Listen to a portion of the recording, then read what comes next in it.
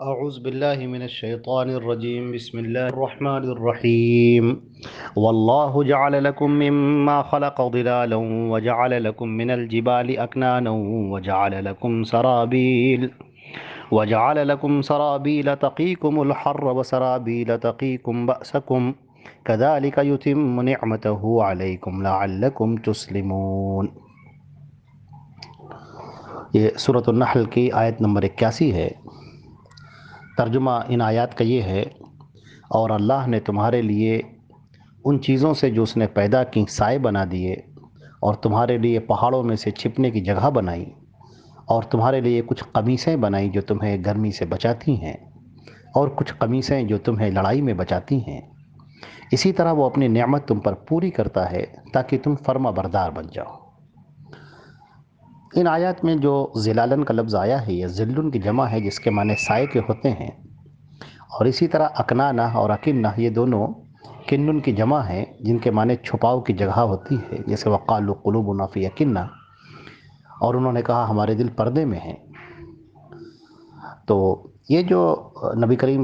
ان آیات میں ان لوگوں کے لیے جن کے پاس مکان یا خیمہ نہیں یا وہ سفر میں ہیں، تو گرمی سے وغیرہ سے بچاؤ کے لیے مختلف سایوں کا یہاں پر ذکر کیا گیا ہے کہ جو سایہ ہے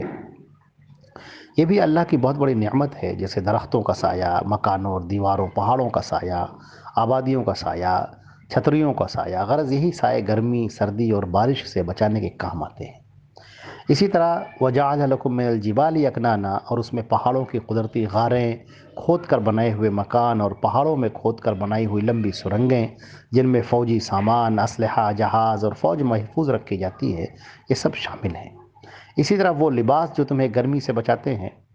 تو اہل علم نے فرمایا ہے کہ قرآن کے اولین مخاطب عرب تھے، وہاں گرمی زیادہ تھی، اس لیے صرف گرمی سے بچانے والے لباس ذکر فرمائے، مگر اکثر مفسرین کا فرمان ہے، ان کا فرمانا ہے کہ گرمی کا ذکر کافی سمجھ کر سردی کا ذکر الگ سے نہیں کیا، کیونکہ لباس گرمی سے تو بچاتا ہی ہے، ساتھ میں سردی سے بھی بچاتا ہے۔ تو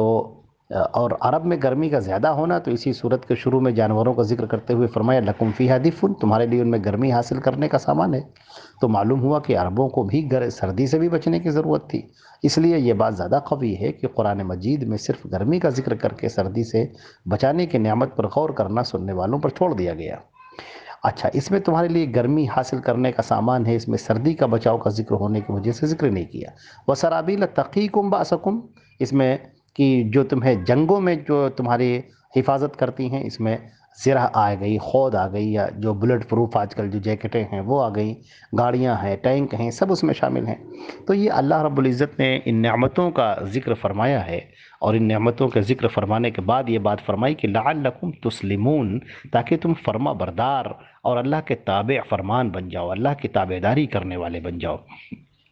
اس لیے کہ جو شخص ان بے پایہ نعمتوں پر غور کرے گا، ضروری ہے کہ وہ ایمان لا کر اس کی اطاعت اختیار کرے۔ اللہ رب العزت نے فرمایا واللہ جعل لکم، اللہ نے تمہارے لیے بنایا ہے۔ اللہ رب العزت نے اس لفظ کو زور دے کر فرمایا کہ واللہ جعل لکم مما خلق ظلالا، اللہ نے تمہارے لیے سائے بنائے ہیں۔ کس قدر تمہاری نعمتیں ہیں یہ، سایوں سے تم آرام کرتے ہو، سخت دھوپ کے اندر تم کسی سائے دار درخت کے نیچے بیٹھ جاتے ہو، تمہیں کتنا سایہ مل جاتا ہے۔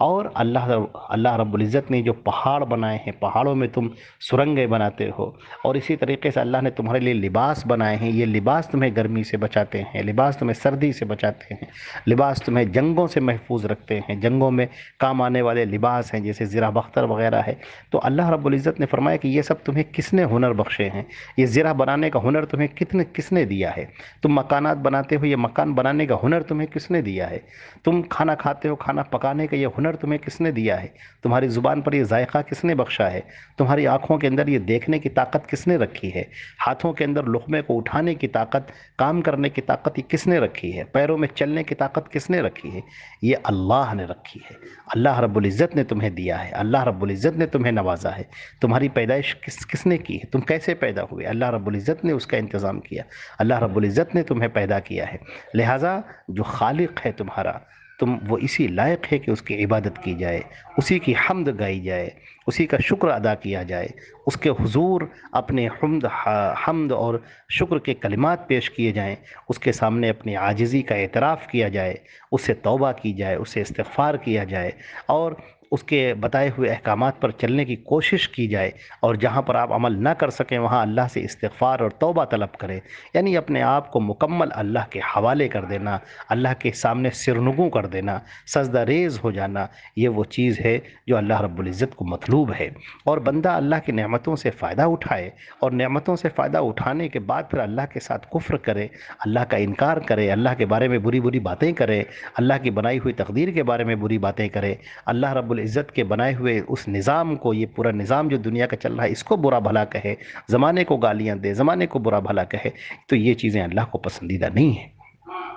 جو شخص اللہ کی نعمتوں سے فائدہ اٹھا رہا ہے، جو اس زمین پر آیا ہے، یہ اللہ کا انعام ہے کہ وہ زمین پر آیا ہے، اللہ نے اسے اس لائق بنایا ہے کہ وہ کوشش کرے اور محنت کرے اور ایمان لائے، اور اس کے بعد پھر جنت میں داخل ہو جائے۔ ایمان لانے کے بعد نیک کام کرنے کا ذکر قرآن پاک میں جگہ جگہ فرمائے گا، والذین آمنوا وعملوا الصالحات، ایمان لائے اور انہوں نے نیک کام کیے، یہ اللہ کا انعام ہے کہ اس نے تم کو وجود بخشا ہے، اللہ نے تمہارے لیے ہر ضرورت کا سامان مہیا کیا ہے، تمہیں جن جن چیزوں کی ضرورت ہے، سانس لینے کی ضرورت ہے، دیکھنے کی، کانوں کی سننے کی، ہر چیز اللہ رب العزت نے مہیا کر رکھی ہے۔ اب کوئی اللہ کی طرف سے نگاہوں کو پھیر کر کسی اور طرف اگر متوجہ ہو جاتا ہے تو یہ اللہ کے ساتھ ناشکری کرنا ہے، اللہ کے ساتھ میں شرک کرنا ہے، اللہ رب العزت کی عبادت کے ساتھ میں کسی اور کی عبادت کو کرنا یہ اللہ کو سخت ناپسند ہے۔ چنانچہ بندے کو چاہیے کہ اپنے دل کو خالص کرے، اور دل کو خالص کر کے اللہ کی طرف متوجہ ہو جائے، اللہ سے مانگے، اس کے سامنے روئے، اس کے سامنے گڑ گڑائے، اس کے سامنے تڑپے، اس کے سامنے بے قرار ہو،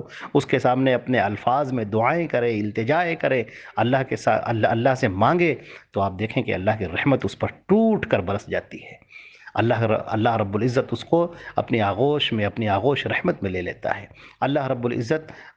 حدیث شریف میں آتا ہے کہ جو اللہ کو یاد رکھے اللہ رب العزت اسے یاد رکھتا ہے، اور جو اللہ رب العزت کو ہمیشہ یاد رکھتا ہو ہمیشہ ہر وقت اللہ کی مدد کو اپنے سامنے پائے گا۔ عبداللہ ابن عباس کی روایت میں یہ بات ارشاد فرمائی گئی ہے۔ چنانچہ ہمارا فرض ہے اور ہمارے ایمان کا یہ تقاضا ہے کہ ہم اپنے دل کو خاص اللہ کے لیے خاص کریں، اور ذکر سے اس کو منور کریں، ہماری زبان اللہ کے ذکر سے تر رہیں، اور ہمارا ذہن، ہمارا دل اللہ کی یاد سے معمور رہے، اور ہم اللہ کے سامنے سرنگوں ہونے والے بن جائیں، اللہ کے سامنے تڑپنے والے بن جائیں، اللہ رب العزت سے مانگنے والے بن جائیں، اللہ رب العزت کے سارے معاملات کو اسی کی طرف پھیر دینے والے، اس پر مکمل بھروسہ کرنے والے،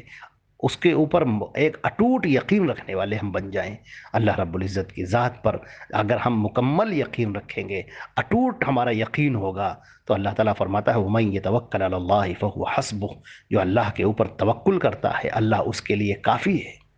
ایک جگہ پر اللہ نے فرمایا أَلَيْسَ اللَّهُ بِكَافٍ عَبْدَهُ، کیا اللہ اپنے بندے کے لیے کافی نہیں ہے؟ اللہ اپنے بندے کے لیے کافی ہے۔ اللہ رب العزت اپنے بندے کی بہت پرواہ کرتا ہے، اللہ رب العزت اپنے بندوں پر بہت شفقت اور مہربانی کرتا ہے، مگر افسوس یہ ہے کہ بندہ اللہ سے دور بھاگتا ہے، اللہ کی رحمتوں سے دور بھاگتا ہے، اللہ کو پکارنے سے دور بھاگتا ہے، اس کے سامنے سجدہ کرنے سے دور بھاگتا ہے، اس کے سامنے ہاتھ پھیلانے سے دور بھاگتا ہے۔ یہ بہت افسوس کی بات ہے کہ وہ اللہ کی رحمتوں سے، اللہ کی نعمتوں سے، اللہ کے قرب سے، اللہ کے قریب ہونے سے اپنے آپ کو دور کرتا ہوا چلا جاتا ہے۔ اللہ فرماتا ہے وَاسْجُدْ وَاقْتَرِب، تم سجدہ کرو، اللہ کے قریب ہو جاؤ، اور ہم اس سے دوری اختیار کرتے ہیں۔ اللہ رب العزت ہمیں اللہ کے قریب آنے والا بنائے، اور ایمان پر ہمارا خاتمہ فرمائے۔ السلام علیکم ورحمۃ اللہ وبرکاتہ۔